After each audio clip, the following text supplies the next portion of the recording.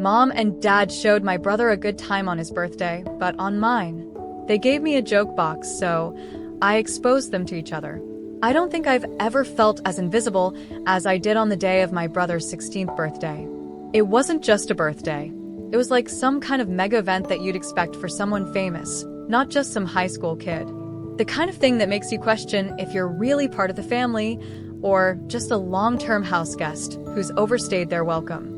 My parents had been planning his birthday for weeks, whispering about party details and shopping trips that they thought I didn't know about. They even enlisted his girlfriend to keep him busy the whole day, so they could set up the surprise without him sniffing it out. I mean, they went all out. We're talking banners, a mountain of gifts, and enough food to feed an army of hungry teenagers. And yeah, it was all for him. The day of the Big Bash, our house transformed into Party Central. By 2 p.m., our backyard looked like some festival ground. There were strings of lights hanging from every possible point, balloons bobbing in the breeze, and a playlist thumping through speakers that could probably be heard a block away. They even rented one of those fancy photo booths, complete with props and a custom backdrop that read, "Happy 16th Champ." I guess subtlety was off the menu. As the guests started arriving, I hung back, trying not to get in the way. It wasn't like I was needed for anything. My parents were buzzing around, playing the perfect hosts. Mom was all smiles, flitting from one group to another, making sure everyone had what they needed. Dad was manning the grill, flipping burgers like his life depended on it. And there, in the middle of it all, was my brother, the star of the show, laughing and soaking in every second of attention. He had friends over that I'd never seen before, people who came up to him with big grins, and even bigger presents. They talked about games, girls, and all the stuff I guess normal teenagers talk about. Watching them, I couldn't help but feel a pang of something. Envy? Maybe. Resentment? Definitely. Later, as the sun began to dip below the horizon and the backyard lights cast long shadows on the ground, the highlight of the party kicked in, a surprise unveiling of a brand new gaming console, the PS5. It was the one thing he hadn't stopped talking about since it was first announced. And there it was, in his hands, as he looked genuinely shocked for the first time that day. I remember thinking how nice it must be to be the one who always gets what they want, how it must feel to have our parents bend over backward to make sure you're happy. And there I was, just a spectator in my own home, clapping along and putting on a smile, trying to look like I was part of the celebration. When it was time for the cake, everyone gathered around, singing at the top of their lungs. My mom brought out this huge, elaborate cake, something straight out of a bakery show, with icing that matched the colors of his high school. My brother blew out the candles, everyone cheered, and for a moment, just a brief second, I saw my parents looking at each other with these big, satisfied smiles, like they'd pulled off the greatest thing ever. The party eventually wound down, and the guests started to leave, carting off their share of leftover food and memories. My brother, still buzzing from the excitement and probably the sugar, asked if he could crash at his friend's place for the night. I was in the kitchen, pretending to help clean up, when I overheard my parents agree without a second thought. "Just be careful and have fun," Dad told him, with a pat on the back. That simple exchange was a gut punch. Just like that, he was free to go off and continue his perfect day. Meanwhile, I was stuck at home, cleaning up after a party that wasn't even for me, knowing full well that kind of freedom was off limits in my case. The next morning, my brother came home, his clothes reeking of booze, a crooked smile plastered on his face as he recounted his adventures to our parents, who just laughed it off. "Boys will be boys," I heard Dad chuckle, shaking his head. "Boys will be boys." But what about me?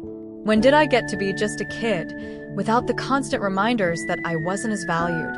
It was a question I'd asked myself a lot, but it stung a little more each time I thought about it, especially after seeing the lengths they'd gone to for him, compared to the complete indifference they showed for anything that mattered to me. My birthday was a couple of weeks away, and deep down, I knew better than to expect anything close to what my brother got. But still, part of me hoped maybe this year would be different. Maybe this year, they'd surprise me. Spoiler alert, they did surprise me, but not in the way anyone would ever want. The thing about living in a house where you're treated more like an afterthought is that every day feels a bit like you're just trying to stay out of the way.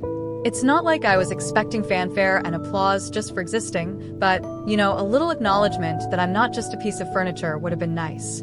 Take mornings, for instance. Every school day, it was like a small battle just to get a decent breakfast. My brother, of course, had it different. Mom would make sure he had a hearty meal, eggs the way he liked, bacon crispy, and sometimes even pancakes if he was up early enough. Me? I was lucky if there were leftovers, or more often, just a cold bowl of cereal waiting on the counter. If the milk wasn't sour, I'd count it as a win for the day. And then there was the school drop-off. Dad would always drive my brother, saying it was on his way to work anyway. They'd chat about sports, what my brother was up to at school, his friends, the usual father-son stuff. Me? I walked. Rain or shine didn't matter. The school wasn't ridiculously far, but far enough that walking there every morning wasn't exactly a joy, especially during winter. Dad said it was good for my health, building character, and all that. Funny how those character-building exercises never applied to my brother. Homework was another battlefield. My parents always had time to help my brother with his. They'd sit with him at the dining table, going over math problems or helping draft his essays. If he was struggling, they'd sometimes stay up late, making sure he understood everything before his tests. Me? I learned pretty early that Google was going to be my tutor. Asking for help usually got me a "figure it out, you're smart enough," or a "can't you see we're busy?" So I did figure it out, mostly on my own. And let's not even start on the extracurriculars. My brother was signed up for everything he showed the slightest interest in. Soccer, basketball, guitar lessons, you name it, they made sure he had a chance to explore it. They said it was about broadening his horizons and finding his passions. I asked once if I could join a drama club that met after school. The answer was a flat no. Something about not having the time to manage all those activities and how someone needed to be home to help with chores anyway. Speaking of chores, guess who got the bulk of them? If you said me, you'd be right on the money. It was like I was the designated cleaner, dishwasher, and sometimes even cook, especially if both parents were working late. My brother? Well, his job was to keep his grades up and stay out of trouble. Apparently, everything else was too much of a distraction for his budding potential. Family outings were rare, but when they happened, they were all about what my brother wanted to do. Going to the movies meant watching whatever blockbuster action flick he was interested in. Eating out was choosing from his favorite restaurants. I can't remember a time when they asked me what I wanted to do or eat. It was like my preferences were just automatically sidelined. Even simple things like shopping for clothes turned into an ordeal. Shopping trips with my brother were these long, drawn-out affairs where my parents would fuss over him, making sure he got the trendiest outfits, the best shoes. When it came to me, it was always about being practical, choosing whatever was on sale, and hurrying up because we didn't have all day. It wasn't just the big things. It was all these little moments that added up, making it clear that in my parents' eyes, I just didn't measure up the same way my brother did. I tried not to let it get to me, tried to brush it off as just the way things were, but it's hard not to feel the sting of rejection from your own parents. I remember one evening trying to talk to them about how I felt. I'd been gearing up for it all day, practicing in my head what I'd say. The living room seemed like neutral ground, so after dinner, I brought it up. I told them I felt like they didn't care about me as much as they did my brother. I can still hear the dismissive tone in my mom's voice as she told me I was being ridiculously dramatic and that I should be grateful for everything I had. Dad didn't say much, just agreed with whatever Mom said, and went back to watching TV. That conversation ended with me feeling smaller than I had before. It was a punch to the gut, realizing that my feelings were just another inconvenience to them. Nights were the hardest. Lying in bed, listening to the quiet of the house, I'd feel this hollow sensation in my chest. It was like I was mourning something I never really had, the warmth of a family that saw me as an equal member. I'd drift off to sleep on those thoughts, wishing for a different reality where I wasn't the second choice, the backup plan, or the afterthought. But wishes were just that, wishes. Reality was the bedroom I lay in, the house I walked through, and the family I lived with. And in that reality, I was always going to be the one looking in from the outside, trying to find a way to fit into a picture that seemed to have no place for me. Despite the clear favoritism my parents showed towards my brother, our relationship somehow managed to avoid the typical sibling rivalry. Maybe it was because he knew deep down how unfairly I was treated. Or maybe he just genuinely felt bad for me. Either way, he wasn't like the others. He didn't lord it over me that he was the golden child. Instead, he tried to make things right in small, subtle ways. Ways that I couldn't help but appreciate. It started with the little things. Like the time I mentioned offhandedly that I liked a certain band. I didn't think much of it, just a comment during dinner about a song I heard on the radio. But a week later, my brother handed me a CD, the band's latest album. He'd bought it with his own money, just because he remembered I liked them. It was a simple gesture, but it meant the world to me. It was proof that someone in the house was listening. Someone cared about what I liked. Then there were the late-night snacks. I wasn't allowed to stay up late, unlike my brother, who seemed to have no curfew at all. But on nights when he knew I was up studying or just couldn't sleep, he'd sneak down to the kitchen and bring back a stash of snacks. Chips, cookies, sometimes even a soda. We'd sit in my room, cross-legged on the floor, munching away as he told me about his day, the good parts and the bad. Those moments, those midnight confessions, they made me feel like I wasn't so alone in that house. And it wasn't just snacks or CDs. My brother had this way of including me that felt so natural, so brotherly. He'd invite me to hang out with him and his friends occasionally, even though I knew they weren't thrilled about having his younger sibling tag along. But he'd insist, "Come on, it'll be fun. You'll like my friends. They're cool." And sometimes I actually did have fun. I got glimpses of what it was like to be a part of his world, a world where I was welcomed and not just tolerated. His world was so different from mine, even though we lived under the same roof. He was popular at school, always invited to parties, always in the loop about whatever was happening. I, on the other hand, was more of a loner. I had a few close friends, but I wasn't part of any clique or group. I was just me, and most of the time, that felt like it wasn't enough. Not for my parents, not for the cool kids at school, sometimes not even for myself. But my brother never made me feel like I was less. If anything, he went out of his way to make sure I got some of the experiences I was denied by our parents. Like the time I really wanted to go to a concert. It was a school night, and I knew my parents would never let me go. But my brother, he came up with a plan. He told them he was the one who wanted to go, that it was important for some school project. Of course, they said yes to him. They always did. And then he took me with him. We lied, said I was staying over at a friend's house, but really, we were at the concert, jumping and yelling to the music, just being normal teenagers for once. It was one of the best nights of my life, and it wouldn't have happened without him. He knew how much it meant to me, and he made it happen, even if it meant bending the rules a bit. That night, as we drove home, with our ears still ringing from the music, I looked over at him and realized how lucky I was to have him as my brother. He might have been the favorite, but he didn't act like it. He acted like a brother should. Protective, caring, and a little bit conspiratorial. Even with things as simple as sharing his gadgets and games, he was generous.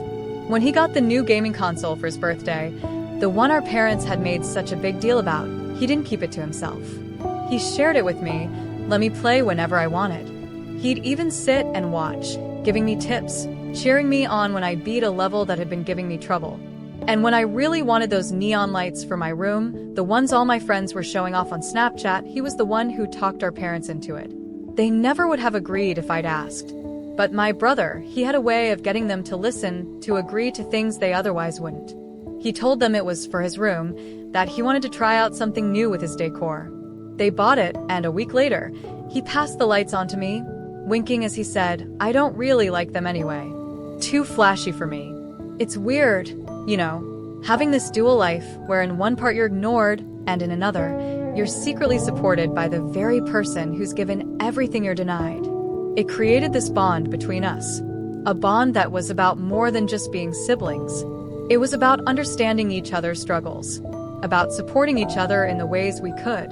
Living under the same roof but in completely different worlds had been my reality for as long as I could remember. Sure, my brother threw me scraps of normalcy every now and then, like sharing his gaming console or sneaking me out to concerts. But those moments, as precious as they were, couldn't completely shield me from the bitterness that was brewing inside me. It was like every kind gesture from him was just a reminder of what I wasn't getting from my parents. Each act of sibling solidarity was just a patch on the gaping hole of neglect I felt from the two people who were supposed to care about me the most. It wasn't fair, and that unfairness began to ferment into something dark and heavy. A resentment that settled in the pit of my stomach, growing heavier with each passing day. The whole thing might sound petty to someone on the outside. I had a roof over my head, didn't I? Food on the table? Clothes on my back? But it's hard to explain how deep the hurt goes when the very people who brought you into this world treat you like you're a permanent guest in their lives, not a family member. And not just any guest, a tolerated one at best. As my 15th birthday approached, the weight of my parents' indifference was especially crushing. I was another year older, another year stuck in this emotional limbo, and I couldn't help but think back to my brother's 16th birthday. The big party, the laughter, the way our parents had looked at him with so much pride and joy. Would I ever get that from them? A part of me knew better than to hope, but there was another part, a stupid, stubborn part, that wanted to believe this year might be different. I remember lying in bed the night before my birthday, staring at the ceiling and listening to the quiet of the house. Everyone was asleep, but I was wide awake, my mind racing with a mix of hope and dread. What if they surprised me this year? What if they had something special planned and were just really good at keeping it a secret? Yeah, right. My inner cynic snorted at the thought. The morning of my birthday, I woke up with a nervous energy buzzing through me. I got dressed, my movements robotic, and my thoughts scattered. I made my way downstairs, the smell of coffee and the sound of morning news drifting from the kitchen. My parents were there, acting like it was just another day. No happy birthday, no smiles, just the usual morning routine. I pour myself a bowl of cereal, the milk thankfully not sour today, and sat at the table trying to gauge their moods. They seemed relaxed, chatting about some trivial thing or another. This was my moment, I decided. I'd test the waters, see if they remembered, see if they cared. I was thinking, I started, my voice steady despite the jittery feeling in my stomach. Since it's my birthday, maybe I could go hang out with Jess after school? She planned something small, just a few friends. My mom looked up from her coffee, her expression unreadable. Oh, it's your birthday, right? Well, we thought about it, and she trailed off, glancing at my dad. My heart skipped. They thought about it? That was more than I expected. I dared to hope just a little. We got you something, my dad chimed in, his tone light, maybe even a bit teasing. He got up and left the room only to return a minute later with a large box wrapped in shiny happy birthday paper. My name was scrawled across it in bold letters. My heart was pounding as he set the box down in front of me. This was it. They remembered. They did something. I tore into the wrapping, excitement bubbling up inside me, only to find another box, and then another. Each box was smaller than the last, a Russian nesting doll game that left me more puzzled with each layer. Finally, the last box, small enough to fit in the palm of my hand, came into view. I opened it, my fingers trembling slightly, only to be met with a burst of glitter that flew up into my face. A glitter bomb. The laughter that followed wasn't the warm, joyful kind. It was hollow, mocking.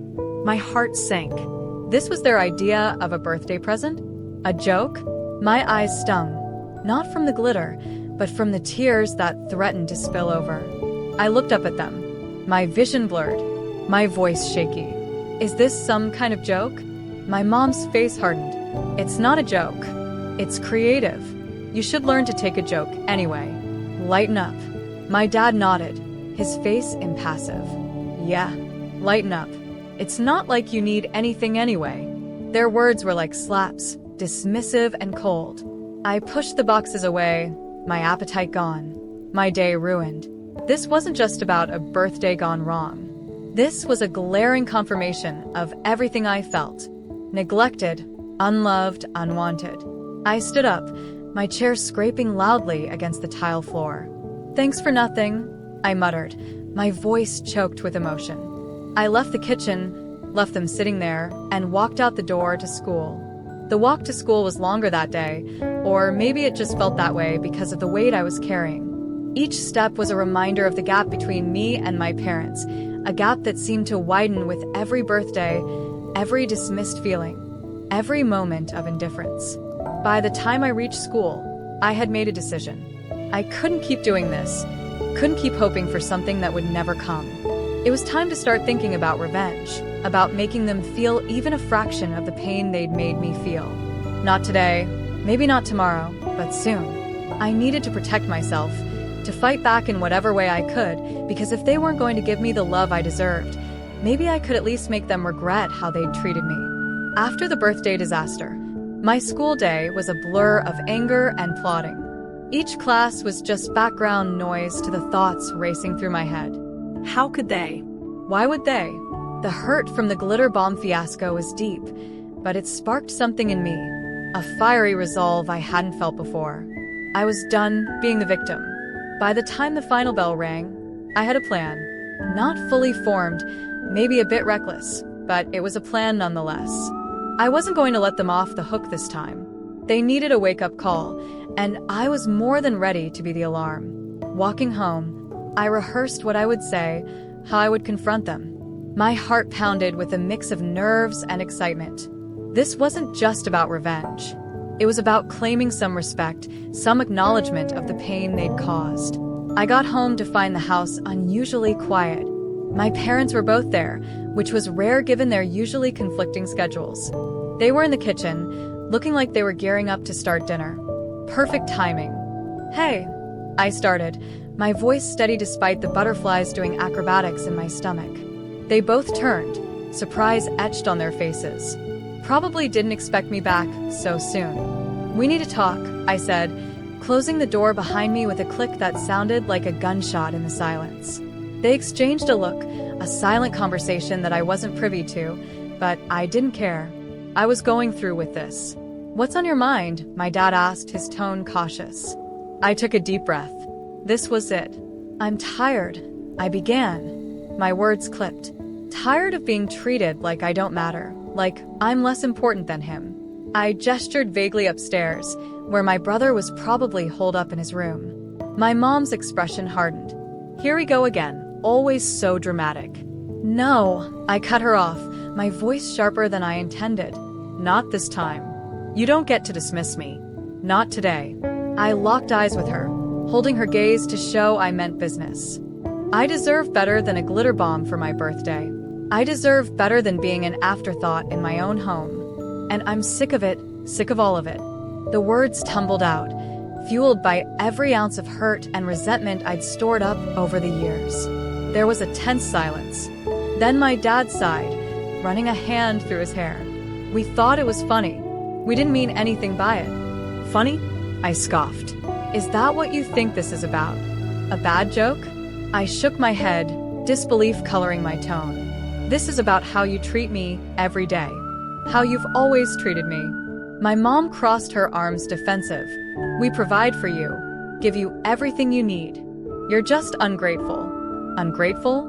The word hit me like a slap. Ungrateful for what? Being ignored? Being second best? I laughed, bitter and hard. "Yeah, I'm real ungrateful." The air was thick with tension, each of us caught in a standoff. I could see the confusion, maybe even a hint of guilt in their eyes. But I wasn't done. Not yet. And you know what? I continued, the words coming easier now. "I've kept secrets too. Like the time I caught Mom kissing one of Dad's friends at my brother's basketball game. Remember that?" "I do." I watched the color drain from her face.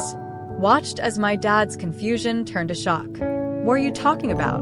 My dad asked, his voice low. "Dangerous." "Oh, it happened. While you were both so busy being perfect parents to him, your wife was making out with another man. How's that for family values?" My mom's mouth opened and closed, but no words came out. She looked to my dad, who was staring at her with an expression I couldn't quite read. And Dad. I turned to him, my gaze cold. "Let's not forget the adult movies I found on the computer last week. Really educational stuff, you know? Great for a school project." Now, it was his turn to go pale. "That's enough," he said, his voice tight. You have no right. I have every right, I snapped back. You made me feel like I have no place here. So why should I play nice? Why should I keep your secrets when you can't even remember my birthday? The room was spinning with accusations and hurt feelings, a toxic cloud that had been brewing for far too long. I had laid everything out, all the cards on the table, and it felt terrifying, exhilarating, and terrifying. Then I laughed like a maniac and ran out of the house. I still remember the shocked expressions after what I said. Now I'm at school, and I'm really scared of going back home. And even though the thought of what they might do after I revealed those things is scary, my anger is still not satisfied, and I want to hurt them even more. Should I just not go back? Or should I talk to my brother and ask his help? Maybe I should actually just go all the way and plot my revenge for all the times they treated me like shit and just be done with it. After all, it's a guarantee that I'm going to be punished for my behavior. So, why not do more harm and then get punished? Or maybe I should keep my mouth shut and just try to get through 3 more years of hell and focus on getting into a good college and building my own life. Update 1. Hey everyone, I really can't thank you enough for all the support and good vibes you've sent my way through your messages and comments. It's been a bit of a lifeline during what's easily one of the toughest times I've faced. I haven't updated sooner because honestly things have just been way too much, and up until recently, I didn't even have access to my phone. Let me backtrack a bit and fill you in on the chaos that's been my life lately. So after my last post, I came home to find out that my parents had a huge blow-up. My brother, who was home at the time, filled me in because by the time I got there, the storm had already hit. My dad had been harboring suspicions about my mom having an affair, and something I accidentally let slip ended up being the last piece of the puzzle he needed to confirm his fears. That night, my dad didn't come home, and my mom was livid. In her anger, she took it out on me, grounding me indefinitely and confiscating my phone, effectively cutting me off from everyone. She was so furious, she even banned my brother from helping me out and threatened to take his phone too if he tried to pull any stunts to aid me. Despite the severity of the lockdown, thankfully, she didn't get violent, but I was pretty much left to stew in minimal contact with the outside world. Fast forward to now. I just got my phone back after what felt like an eternity. My dad decided to move out a few days back, saying he needed space to think things through, which has just added to the already heavy and gloomy atmosphere at home. After some time to reflect, I realized that plotting revenge or any kind of payback was just going to make things worse for me. Being isolated from everyone for over a week made me see that any more punishment from their side could really break me. So I've decided to just keep my head down and try to get through the rest of high school as quietly as possible. Many of you reached out through DMs, and I'm sorry I couldn't respond sooner. Everything felt like it was crashing down, and I was barely keeping it together. The escalation at home was unbearable at times. My parents' arguments turned frequent and highly volatile, often breaking the silence of the night. It got so bad that there were nights when I was genuinely scared, sneaking into my brother's room, where we'd both plug into the same pair of headphones, blaring music just to drown out the noise of their fighting. Now, with my parents living separately, there's this strange, tense quiet that's almost as bad as the arguments. I overheard my mom saying she's putting off the divorce because she thinks fighting for custody would be too much hassle, especially since my brother and I are close to becoming adults. They're planning to wait until I turn 18 to legally separate, which isn't too far off, but it feels like a lifetime away when every day is strained. I'm not even sure how to feel about all this. On one hand, it might mean fewer explosive fights, but on the other, it feels like my family is just disintegrating before my eyes, and right in the middle of all this was my 16th birthday. Yeah, that was a day to remember, but for all the wrong reasons. It's a birthday I won't forget, not because it was special, but because it marked the realization that nothing's going to be the same. It's tough, not going to lie. Some days are harder than others, and sometimes I feel like I'm just going through the motions, waiting for a day when things might start to look up. But sharing this with you all here helps. It makes me feel less alone, knowing there are people out there who, even though we've never met, genuinely care and understand. I'll keep you all updated as things start to improve, or at least stabilize. For now, I'm just trying to focus on the positives, like planning for my future and trying to find moments of normalcy amid the chaos. Thanks again for sticking with me through this. Your words of encouragement have been a huge comfort. Here's hoping I'll have some better news to share next time.